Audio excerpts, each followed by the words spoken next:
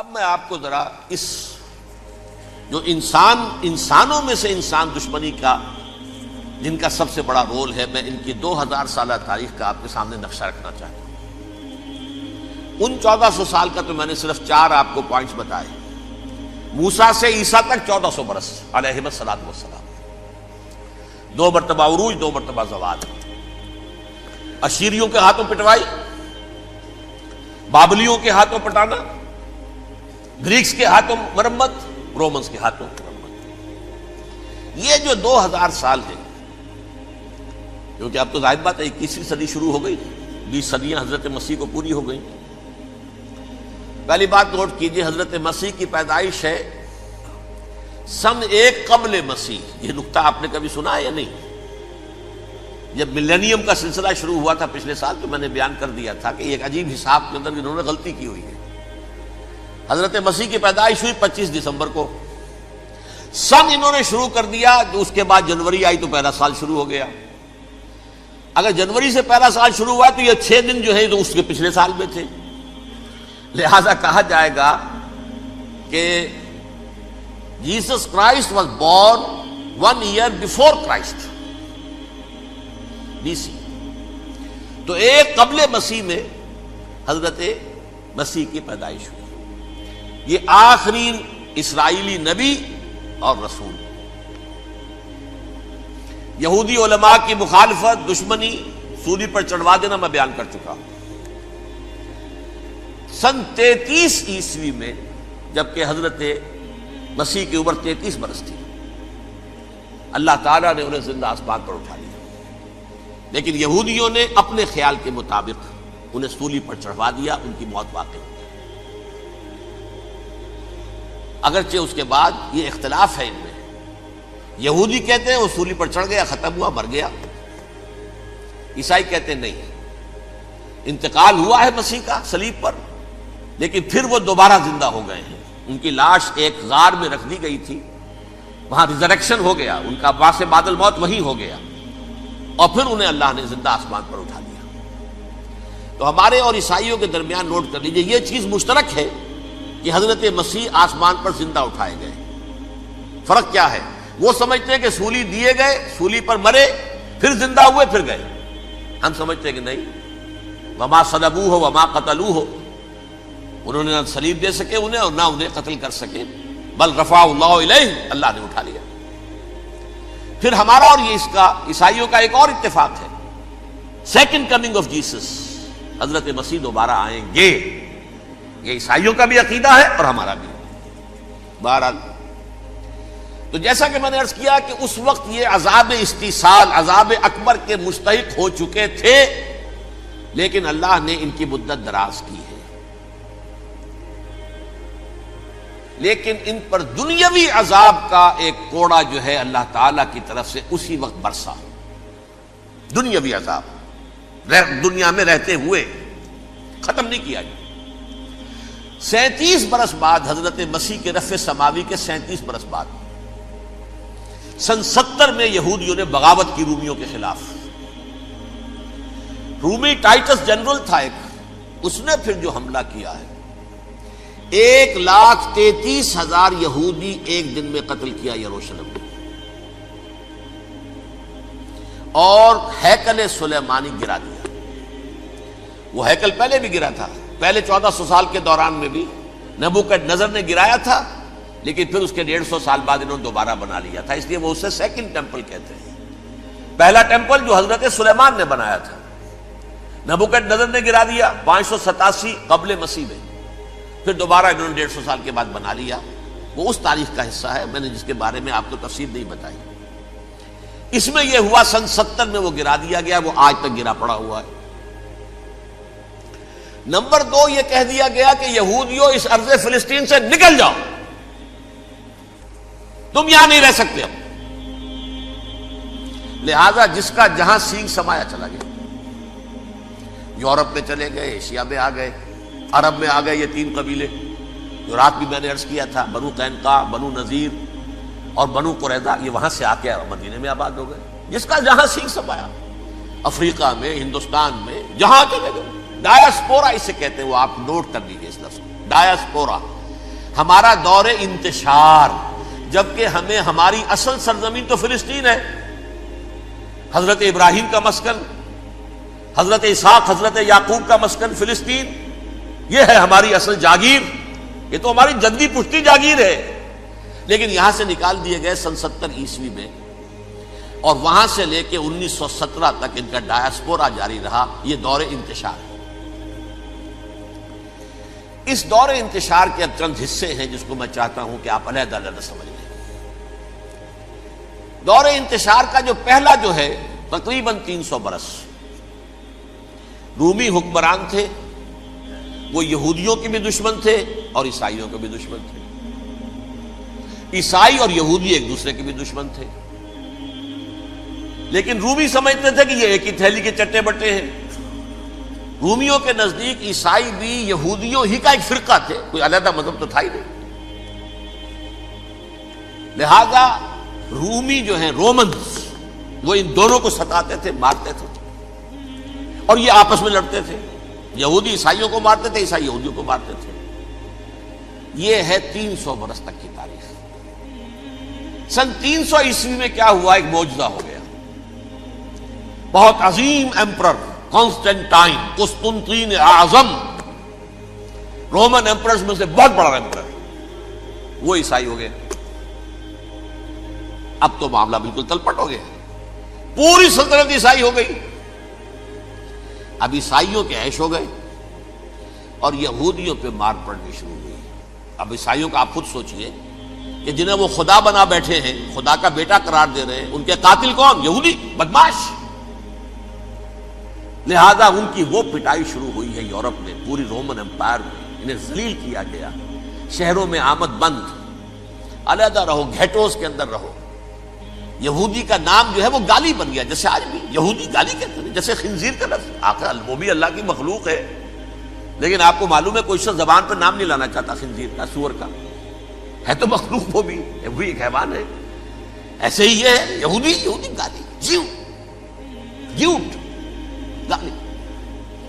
لہذا ایک طرف تو ان دونوں کے درمیان دشمنی، جس کو قرآن کہتا ہے وَأَغْرَيْنَا بَيْنَهُمُ الْعَدَاوَةَ وَالْبَغْضَاءَ، ہم نے ان کے مابین دشمنی جو ہے پیدا کر دی ہے۔ اور جب یہ پوری سلطنت عیسائی ہو گئی تو قافیہ تنگ ہو گیا یہودیوں کا۔ اب آئیے 571 عیسوی، یعنی جبکہ ڈایاسپورا کو کتنا عرصہ ہو چکا تھا؟ 500 برس۔ سن 70 سے شروع ہوا نا ڈایاسپورا، جب ٹائٹس نے گرایا ہے ہیکل کو اور نکال باہر کیا انہیں فلسطین سے، بھاگ جاؤ یہاں ایک یہودی بھی نہیں رہے گا، فلسطین سے نکال دیے گئے۔ اس کے پورے 500 برس بعد سن 571 عیسوی میں حضور کی پیدائش ہوئی، ولادت باسعادت محمد رسول اللہ صلی اللہ علیہ وسلم۔ 610 میں آپ پر وحی کا آغاز ہوا، لیکن حضور کے ساتھ ان کا معاملہ کیا رہا؟ اول تو جبکہ حضور ابھی مکے ہی میں تھے، یہودیوں نے ریشہ دوانیاں شروع کر دی حضور کے خلاف۔ قریش مکہ کو سکھاتے تھے، پڑھاتے تھے، ان سے یہ پوچھو، ان سے یہ پوچھو، انہیں اس طرح تنگ کرو، ان سے یہ امتحان لو، یہ آپ کے علم میں ہے۔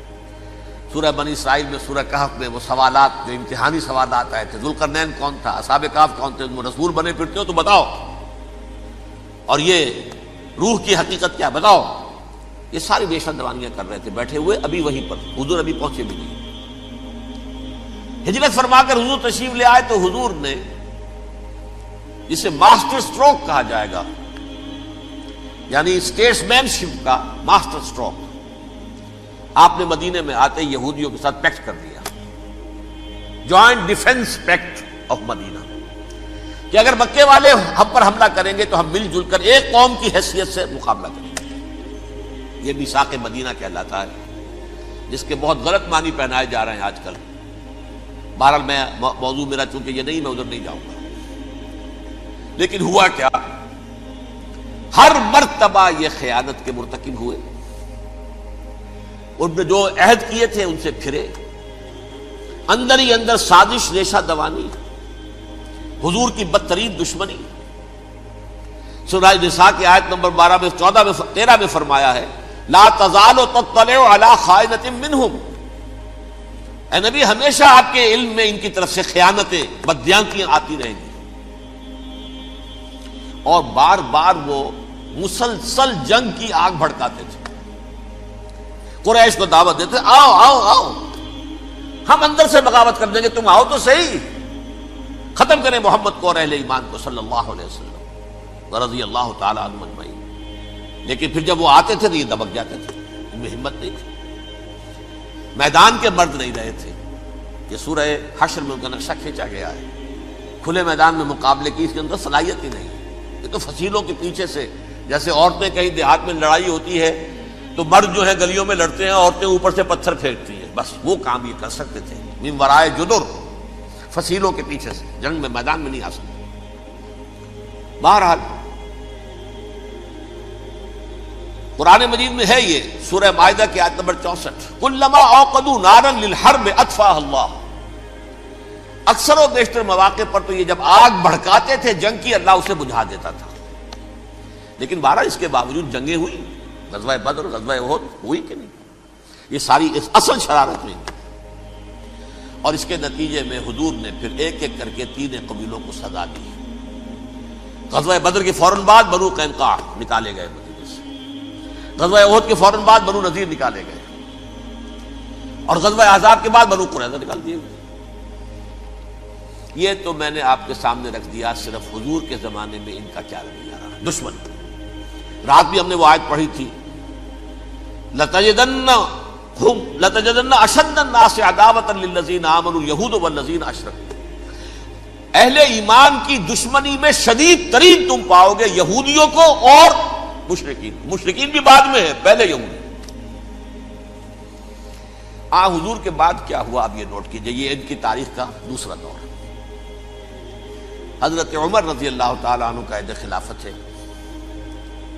بیت المقدس کا محاصرہ کیا گیا، فصیل بڑی اونچی، شہر اندر سے سیلف سفیشینٹ، حملے کا راستہ کوئی نہیں. محاصرہ طول کھینچ رہا ہے لیکن ان کے پاس رسد بھی موجود ہے، پانی بھی موجود ہے، وہ دروازے بند کر کے بیٹھے ہوئے. بالآخر اللہ تعالیٰ کی مشیت کا ظہور کیسے ہوا؟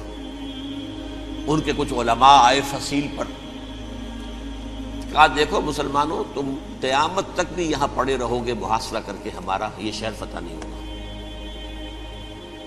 ہاں ایک درویش بادشاہ کے ہاتھوں یہ شہر فتح ہونا ہے، لیکن تمہارے اندر ہمیں وہ نظر نہیں آ رہا. ابو عبیدہ بن الجراح رضی اللہ تعالی عنہ، امین هذه الامہ، ان کا فوراً ذہن گیا وہ درویش بادشاہ مدینے میں بیٹھا ہوا ہے عمر رضی اللہ تعالی. اب ایک اور عمر بھی ہے جو قندھار میں بیٹھا ہے. نقشہ وہی ہے، سادگی کی حد تک نقشہ وہی ہے، بالکل وہی، اپنی آنکھوں سے دیکھا ہے وہی سادگی. عمر اول، عمر ثانی تھے عمر بن عبد العزیز. اب ایک اللہ کے فضل سے اللہ تعالیٰ ایدہ اللہ بنصرتہ، اللہ تعالیٰ ان کی نصرت فرمائے، دشمنوں کو ان کے مقابلے میں نیست و نابود کرے. انہوں نے ریکویسٹ بھیج دی کہ حضور تشریف لائیے، یہ شہر فتح ہو جائے گا. وہ ہے سفر تاریخی، اتنا طویل سفر، تقریباً 700 میل، ایک اونٹ، ایک خادم، ایک منزل پہ امیر المومنین اوپر بیٹھے، خادم آگے چل رہا ہے، اگلی منزل پہ خادم اوپر بیٹھا ہے، امیر المومنین آگے جا رہا ہے. اور جب پہنچے ہیں تو وہ باری تھی خادم کی. انہوں نے ہاتھ جوڑ دیا، حضور خدا کے لیے تم کیا کہیں گے لوگ، وہ میرا برا حال کر دیں گے، تمہیں شرم نہیں آئی؟ امیر المومنین پیدل آگے چل رہے ہیں نکیل پکڑ کر، اور تم بیٹھے ہو اوپر براجمان ہو. حضرت عمر فرمایا الدور دورک، نہیں باری تمہاری ہے، بیٹھ. اس حال میں پہنچے ہیں. اور پھر یہ کہ ابو عبیدہ بن الجراح آئے ہیں، استقبال کیا ہے تو دیکھا ہے اس حال میں چلے آ رہے ہیں. عمر نکیل پکڑے ہوئے چلے آ رہے ہیں، اور کہتے ہیں کہ کہیں کیچڑ ویچڑ تھا، جوتے خراب ہو گئے تھے، وہ بھی اتار کے ہاتھ میں پکڑے ہوئے، کپڑے تو تھے ہی پھٹے ہوئے. انہوں نے کہا بھی حضرت ابو عبیدہ نے، دیکھیے یہ بڑا متمدن ملک ہے، بڑا مہذب علاقہ ہے یہ، آپ ذرا حلیہ اپنا دوست فرما لیں تب جا کے پیش ہم آپ کو کریں گے. آپ نے فرمایا نحن قوم اعزنا اللہ بالاسلام، ہم وہ قوم ہیں جنہیں اللہ نے عزت دی ہے اسلام کے ذریعے سے. کپڑوں کے ذریعے سے نہیں، دولت کے ذریعے سے نہیں۔ اسی حال میں گئے ہیں، اوپر سے انہوں نے کھڑے ہو کر نشانیاں دیکھی ہیں، اپنی کتابیں کھولی، ہاں یہ وہی ہے، اچھا لو جی سرنڈر، شہر تمہارے ہاتھ میں۔ خون کا ایک قطرہ نہیں بہا اور بیت المقدس فتح ہو گیا۔ لیکن اس وقت حضرت عمر نے ایک نرمی یہ کی کہ یہودیوں کے لیے بھی اسے اوپن سٹی قرار دے دیا۔ یہ احسان عظیم حضرت عمر کا۔ اس سے پہلے یہودی آ ہی نہیں سکتا تھا، داخل ہی نہیں ہو سکتا تھا، وہاں وہ آ کر وزٹ نہیں کر سکتا تھا، زیارت نہیں کر سکتا تھا اپنے مقدس مقامات کی۔ حضرت عمر نے یوں سمجھیے کہ تقریباً 550 برس کے بعد ان کے لیے راستہ کھولا ہے کہ ہاں تم آ سکتے ہو، زیارت کر سکتے ہو۔ لیکن یہ عیسائیوں نے لکھوایا معاہدے کے اندر، انہیں یہاں آپ آباد ہونے کی اجازت نہیں دیں گے، لیکن کم وزٹ دی پلیسز، دیکھیں زیارتیں کریں اور جائیں۔ یہ معاہدہ حضرت عمر کا ہے رضی اللہ تعالیٰ، جو پھر خلافت راشدہ کے بعد بنو امیہ نے بھی اس کو آنر کیا، بنو عباس نے کیا۔ پھر جو ہمارے یہ ترکوں میں اندر خلافت آئی تو ترک خلفاء نے بھی اس معاہدے کی پوری پابندی کی۔ فلسطین میں آ سکتے ہیں یہودی صرف زائرین کی حیثیت سے، وہاں آباد نہیں ہو سکتے۔ اب آئیے اگلا دور آیا حضرت عثمان کا دور خلافت۔ یہ ہے وہ وقت کہ اب یہود نے امت مسلمہ کی پیٹھ میں چھرا گھونپا۔ وہ کیسے؟ ایک یہودی عبداللہ ابن سبا اسلام کا لبادہ اوڑھ کر آ گیا، معاشرے کا جائزہ لے لیا، ان میں بنو ہاشم اور بنو امیہ میں جو پرانی کشاکش تھی اس کے کچھ نہ کچھ جراثیم باقی ہیں، اگر ان کو ذرا بھڑکا دے تو مسلمانوں میں انتشار پیدا ہو جائے۔ کہا یہ عثمان کون ہے؟ یہ تو بنو امیہ میں سے ہے، یہ حق تو بنو ہاشم کا ہے، خلافت ان کے پاس ہونی چاہیے، محمد کے تو رشتہ دار وہ ہے صلی اللہ علیہ وسلم۔ عوام الناس کے اندر بات پھیلنی شروع ہوئی۔ پھر ایک بڑی سازش کے انداز میں حضرت عثمان کے خلاف پروپیگنڈا، حضرت عثمان کے جو عاملین تھے، گورنر تھے، ان کے خلاف پروپیگنڈا، اور ایسی ہوشیاری کرتے تھے کہ کوفے میں کوفے کے حاکم کے خلاف کچھ نہیں کہنا، اجی مصر میں یہ ہو رہا ہے، اجی شام میں یہ ہو رہا ہے، اجی یہ جو عثمان ہے وہ یہ کر رہا ہے، یہ ظلم ہو رہا ہے، یہ لوٹ مار ہو رہی ہے، یہ خیانتیں ہو رہی ہیں۔ اب نہ تو اس زمانے میں مینز آف کمیونیکیشن، کیسے تصدیق کریں؟ افواہیں تو آپ آج کراچی کے اندر شروع ہو جائے تو پتہ نہیں چل سکتا کسی کو کہ کیا اس میں صداقت ہے، کیا جھوٹ ہے، اور بری بات جو ہے فطرت انسانی کی کمزوری ہے وہ فوراً قبول کرتا ہے، کسی کے بارے میں اچھی بات ماننے کو تیار نہیں ہوتا، لیکن بری بات تو فوراً تیار۔ بہرحال یہ فتنہ انہوں نے اٹھایا، حضرت علی کی الوہیت کا فتنہ اٹھایا، حضرت عثمان کے خلاف الفتنۃ الکبریٰ برپا کیا، حضرت عثمان شہید ہوئے۔ اس کے بعد 5 برس تک مسلمان ایک دوسرے کی گردنیں کاٹتے رہے، باہمی خانہ جنگی ہوئی، امت کو وہ زخم لگایا ہے جو آج تک جس سے خون رس رہا ہے۔ یہ شیعان عثمان اور شیعان علی تھے جو بعد میں پھر سنی اور شیعہ ہو، اور آج تک فتنہ کس نے جگایا؟ ایک عبداللہ ابن سبا یہودی اور اس کے کارندے، شیطان کا ایجنٹ، اور انسانوں میں سے بھی اس کے جو بھی حواریین تھے اور شیطانوں کے اندر سے بھی تھے، انہوں نے بھی اس آگ کو بھڑکایا۔ یہ آپ سوچ لیجئے کہ یہ کس نے وہ زخم لگایا؟ یہودی۔ اگلا دور آیا، خلافت راشدہ ختم ہوئی، بنو امیہ کا بھی دور کافی گزر گیا۔ طارق ابن زیاد 712 عیسوی میں حملہ کرتے ہیں اسپین پر۔ اسپین اس وقت عیسائیت کا بہت بڑا گڑھ، بڑے کٹر ترین عیسائی جو ہے وہ اسپین میں تھے، لہذا یہودیوں کی وہاں بہت پٹائی ہوتی تھی، یہ میں بتا چکا ہوں، دشمنی تھی ان کی تو چلی آ رہی تھی عیسائیوں کے ہاتھوں یہودیوں کی، وہ تو سن 300 عیسوی سے ایمپرر کانسٹنٹائن کے بعد سے شروع ہو گئی تھی۔ اس حوالے سے یہودیوں نے اس وقت چالاکی یہ برتی، کچھ راستے واسطے بتائے، کچھ مدد کی طارق ابن زیاد کی۔ طارق ابن زیاد نے انہیں اپنا محسن سمجھا، ہسپانیہ فتح ہو گیا تو یہودی چونکہ محسنین کی فہرست میں آ چکے تھے، انہیں بہت اقتدار نصیب ہوا، بڑی سپورٹ مسلمانوں نے دی۔ ان کے بڑے بڑے علماء جو اسی دور کے اندر پیدا ہوئے، بڑے بڑے تھنکرز ان کے اسی دور میں پیدا ہوئے۔ بن گوریون جو کہ ایک وزیر اعظم تھا اسرائیل کا، اس نے یہ لکھا ہے اپنی کتاب میں، Muslim Spain was the golden era of our diaspora. وہ ڈائسپورا جو 70 عیسوی سے شروع ہوا تھا اور 1917 عیسوی تک جاری رہا ہے، اس میں سے گولڈن ایرا ہمارا جو تھا وہ مسلم اسپین تھا. ہسپانیہ میں بیٹھ کر ہم عیش کیے. لیکن وہاں سے انہوں نے اور جو کچھ کیا، یہ تو داستان کے بہت سے گوشے ہیں، لیکن میں جس اسٹریٹ لائن میں چل رہا ہوں اس کے اعتبار سے ایک بات سمجھ لیجیے. وہاں بیٹھ کر انہوں نے اب عیسائیت کی پیٹھ میں چھرا گھونپا، پروٹیسٹنٹ مذہب پیدا کیا، تقسیم کر دیا. جیسے شیعہ سنی کی تقسیم، عبداللہ ابن سبا، رومن کیتھولک اور پروٹیسٹنٹ کی تقسیم، یہودی علماء. ہوتا کیا تھا؟ ہسپانیہ کی یونیورسٹیاں ہیں، کارڈووا میں ہے، ٹولیڈو میں ہے، گریناڈا میں ہے، غرناطہ، قرطبہ، تولیتلا، اور وہاں آتے تھے لوگ. فرانس سے چلے آ رہے ہیں نوجوان پڑھنے کے لیے، جرمنی سے چلے آ رہے ہیں، اٹلی سے چلے آ رہے ہیں. 3 ہی ملک قریب ترین پڑھتے ہیں سینٹرل جو یورپ کے ہیں. یہاں پر جو ہے وہ اسلام جو نور پھیلا رہا تھا اس سے بھی مستفیض ہوئے. جہالت کے جو ہے پردے ان کے وہ چھٹے.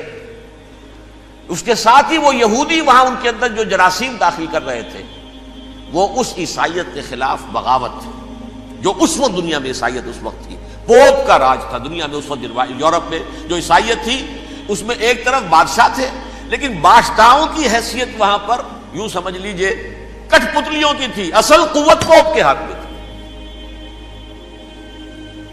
اور پوپ کو انہوں نے جیسے قرآن نے کہا اتخذوا احبارهم ورهبانهم اربابا من دون اللہ، کیونکہ سینٹ پال نے شریعت موسوی ساقط کر دی تھی تو اب شریعت تھی ہی نہیں.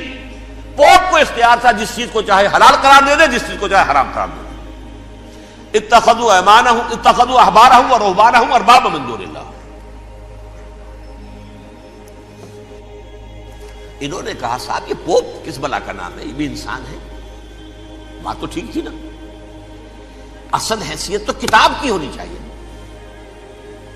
ڈیوائن بک، دی ریویلڈ اسکرپچر.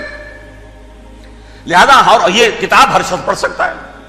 کوئی پوپ کے باپ کو جو ہے کوئی اس کے لیے پروپرائٹری رائٹس تو نہیں ہے کہ صرف پوپ پڑھ سکتا ہے یا پادری پڑھ سکتے ہیں. ہم بھی پڑھ سکتے ہیں، ہم بھی سمجھ سکتے ہیں.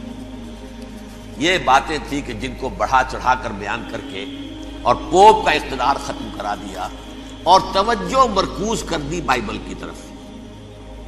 اب بائبل میں بڑا حصہ تو اولڈ ٹیسٹامنٹ کا ہے. نتیجہ کیا ہوا؟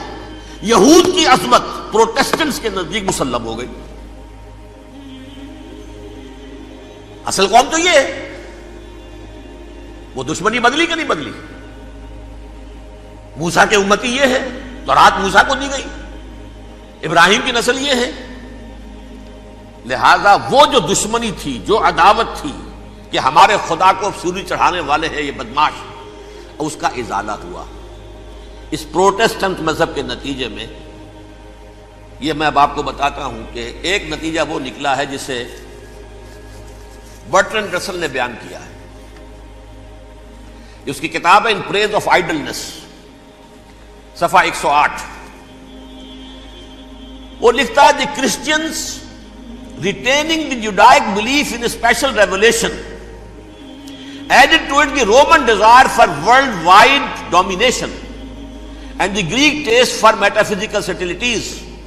دی combination produce the most fiercely persecuting religion that the world has yet known.